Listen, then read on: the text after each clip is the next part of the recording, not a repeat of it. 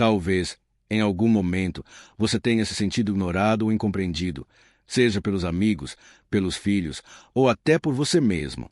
É possível que nunca tenha percebido certos comportamentos que, aos poucos, se instalaram na sua vida, especialmente se você já passou dos 70 anos. Hoje, quero revelar 10 erros comuns que muitos cometem nessa fase da vida, sem sequer perceber. O envelhecer é como uma casa antiga que enfrentou bem os anos. No começo, tudo parece sólido, firme, funcional. Mas com o tempo, pequenas rachaduras surgem. Uma porta que rende, um vazamento discreto, uma mancha no teto que já nem incomoda mais. Nos acostumamos tanto com esses detalhes que deixamos de notar o quanto eles podem incomodar os outros e até a nós mesmos. Assim também acontece com nossas atitudes. Sem perceber, vamos assumindo certos comportamentos que, aos poucos, nos afastam emocionalmente das pessoas. É como se nossa personalidade estivesse se desgastando lentamente, como a tinta de uma parede esquecida. Um dia, a gente olha no espelho da alma e percebe que se tornou justamente aquela pessoa que jurou nunca ser. Este vídeo é um convite à reflexão. Vou te mostrar 10 comportamentos comuns e muitas vezes chocantes que adotamos à medida que envelhecemos sem nem perceber. Não estou falando de rugas, dores nas articulações ou problemas físicos. Estou falando de atitudes, daquelas que justificamos com frases como: "Ah, eu sou velho. Sempre fui assim." Mas essas atitudes não só nos incomodam, elas podem, aos poucos, nos transformar na nossa pior versão.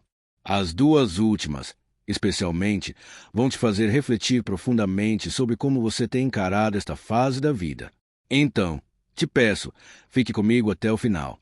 Esses fatos não são para quem foge da verdade. São para quem quer viver com mais qualidade, com mais amor e com relações mais verdadeiras. Se esse vídeo tocar o seu coração, comente com o número 1. Se achar que precisa melhorar, comente com o número 0. Assim posso crescer e te trazer conteúdos ainda mais relevantes. Vamos começar. 1. Falta de higiene pessoal. Sim, é um assunto delicado, mas real. A falta de cuidado com a própria higiene é mais comum do que se imagina entre pessoas idosas. E não é por descaso.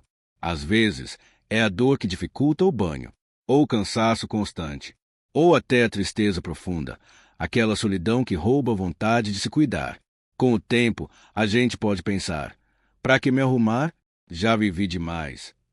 Mas isso é um engano perigoso. Tomar banho com menos frequência, não trocar de roupa, esquecer de escovar os dentes. Esses hábitos vão, aos poucos, afetando não só a saúde física, com risco de infecções, mas também a autoestima. Cheiros desagradáveis, aparência desleixada, tudo isso pode afastar as pessoas. E quando nos afastam, nos sentimos ainda mais sozinhos. Cuidar da higiene não é vaidade, é dignidade, é amor próprio. E se você sente que está difícil manter essa rotina, não hesite em pedir ajuda. Seja um familiar, cuidador ou profissional de saúde. 2. Reclamar de tudo. Com o passar do tempo, é fácil cair na armadilha da reclamação constante. Reclamamos do governo, do clima, da comida, dos jovens, da música, da vida. E, sem perceber, nos tornamos aquela presença que pesa o ambiente. Aquela voz que ninguém quer ouvir, porque sempre traz um comentário negativo. É claro que temos mais vivência, e com ela, mais senso crítico. Mas criticar tudo o tempo todo não nos faz mais sábios, apenas mais amargos. Se queremos manter os filhos por perto, os netos por perto, precisamos ser luz e não peso. Nem tudo precisa ser consertado. Nem tudo precisa ser dito. Às vezes, aceitar as coisas como são é um sinal de sabedoria ainda maior. Cultivar o hábito de falar com mais leveza e gratidão pode transformar não só a forma como nos veem, mas também a forma como nos sentimos. 3. Dominar as conversas. Muitas pessoas mais velhas sentem que precisam conduzir o diálogo. Afinal, viveram muito, têm histórias valiosas e conselhos importantes. Mas quando falamos demais, quando não ouvimos, quando interrompemos, acabamos afastando os mais jovens. Eles querem ser ouvidos também. Querem se sentir importantes, não apenas como ouvintes, mas como participantes das conversas. 4. Interromper, impor não ouvir. Quando interrompemos os outros, impomos nossas opiniões ou não permitimos que falem, estamos passando, mesmo sem querer, a mensagem de que não nos importamos com o que o outro tem a dizer.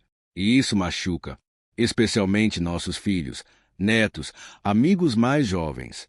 A verdade é simples: ninguém gosta de conversar com alguém que transforma tudo em monólogo. Conversar de verdade é trocar, é fazer perguntas, é ouvir com o coração. Demonstrar interesse genuíno cria um espaço de respeito e conexão, um espaço onde todos se sentem vistos e ouvidos. E sabe o que é mais bonito nisso? A gente aprende também. Aprende a valorizar ideias novas, olhares diferentes, formas frescas de ver o mundo. Permitir que a conversa flua naturalmente, sem tentar controlar cada palavra, fortalece os laços e constrói relações mais leves, mais vivas. 5. Exigir respeito apenas pela idade. Esse é um erro silencioso, mas comum.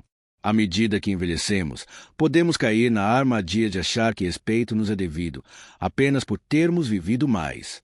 Mas respeito não se impõe. Respeito se constrói. Em muitas culturas, é verdade, a velhice está associada à sabedoria e à autoridade. Mas, na prática, o que mais toca o coração das pessoas é a maneira como as tratamos, com gentileza, com humildade, com empatia. Exigir respeito sem oferecer respeito de volta cria distância, principalmente nas relações familiares. Filhos e netos se sentem pressionados, incompreendidos. E quando a tensão, o diálogo morre.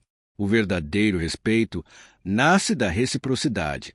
Nasce quando ouvimos com atenção, quando tratamos o outro com dignidade, mesmo que ele pense diferente, mesmo que ele seja jovem. A experiência de vida é valiosa, sim, mas usá-la como desculpa para impor ideias ou exigir tratamento especial só ergue muros, e o que precisamos são pontes. Lembre-se, respeitar também é ceder espaço. É mostrar aos nossos filhos, amigos e netos que a opinião deles também importa. 6. Minimizar as experiências dos outros. Com o tempo, à medida que acumulamos décadas de vida, é fácil cair numa armadilha sutil, a de desvalorizar as experiências alheias, principalmente as dos mais jovens. Afinal, já passamos por tanta coisa, superamos crises, perdas, doenças, desafios que pareciam impossíveis. E aí, diante da dor ou do dilema de alguém mais novo, surge aquele pensamento: ah, isso não é nada. Espera até viver o que eu vivi. Mas quando fazemos isso, mesmo com a melhor das intenções, negamos ao outro o direito de sentir, de ser ouvido, de ser acolhido. Ao minimizar o problema de alguém, estamos dizendo, sem palavras, o que você sente não importa. E isso afasta, machuca, quebra a ponte da empatia. Cada geração vive seus próprios dilemas.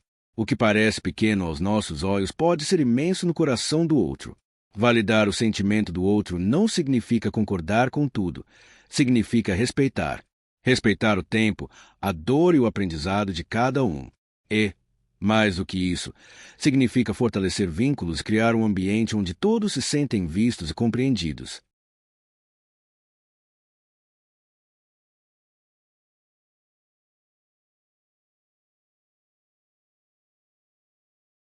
Sete. Criticar demais os jovens.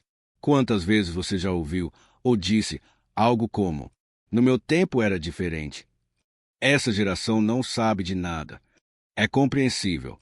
Temos uma vontade sincera de ajudar, de orientar, de evitar que cometam os erros que cometemos. Mas, muitas vezes, isso se transforma em crítica constante.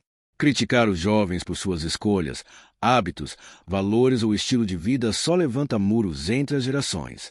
E em vez de diálogo, o que temos é silêncio e afastamento. A nova geração tem seus próprios caminhos, suas próprias ferramentas, suas próprias dores. E elas não são menos importantes, apenas diferentes. Quando trocamos a crítica pela curiosidade, o julgamento pelo interesse, criamos algo poderoso: conexão. A sabedoria da experiência encontra a energia do novo.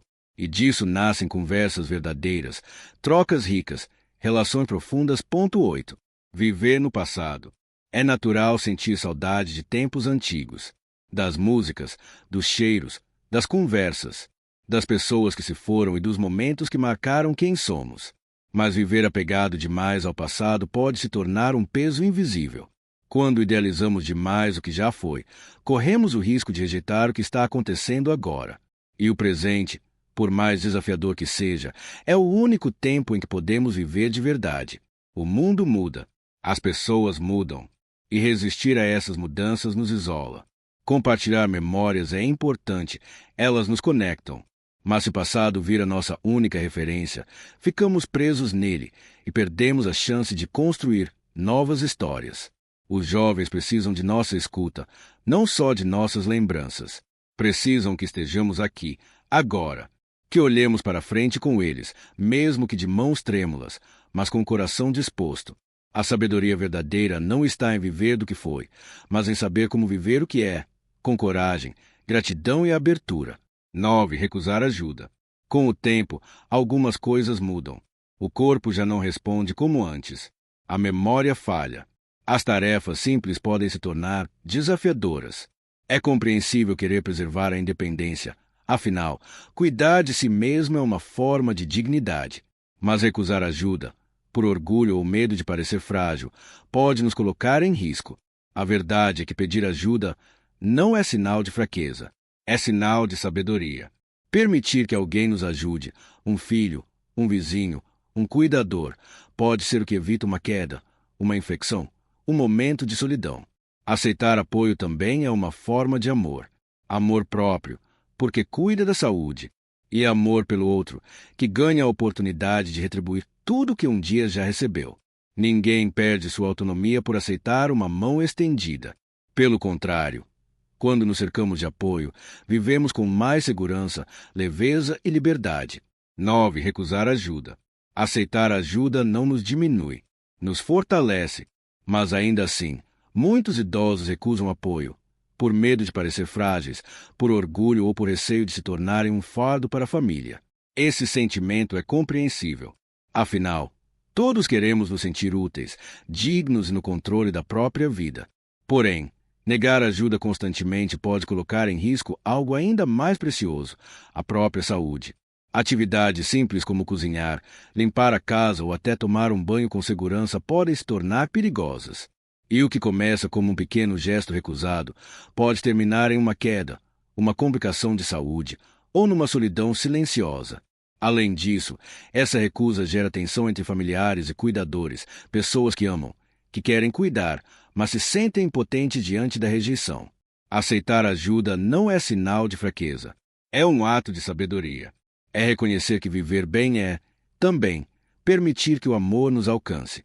10. Isolamento social. O último comportamento pode ser o mais devastador de todos. O isolamento. Com o tempo, a vida vai mudando. Vem a aposentadoria, as dores no corpo, as perdas. E as conversas vão diminuindo.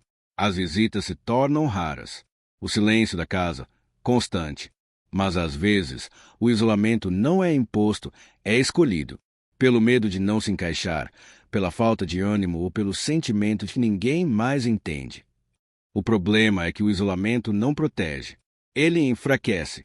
Sem laços sociais, o risco de depressão, ansiedade e declínio cognitivo aumenta consideravelmente. A mente desacelera. O coração entristece. E até o corpo sente, perde força, disposição, vontade de viver. Relacionar-se é vital. Mesmo que as pernas não acompanhem, que a audição falhe ou que a memória tropece, o afeto ainda é a melhor medicina. Buscar novas conexões, participar de atividades, se permitir conversar e rir. É isso que nos mantém vivos de verdade. Ninguém precisa envelhecer sozinho. Ainda há tempo para novas amizades, para novos encontros. Ainda há espaço para ser visto, ouvido e amado. Meus amigos, obrigado por assistir o nosso vídeo. Se inscreva no nosso canal Gerar Saúde e Conhecimentos para que fique por dentro de todos os assuntos. Deixe um like e compartilhe. Deixe dicas nos comentários sobre o que querem para o próximo vídeo. Até mais, pessoal!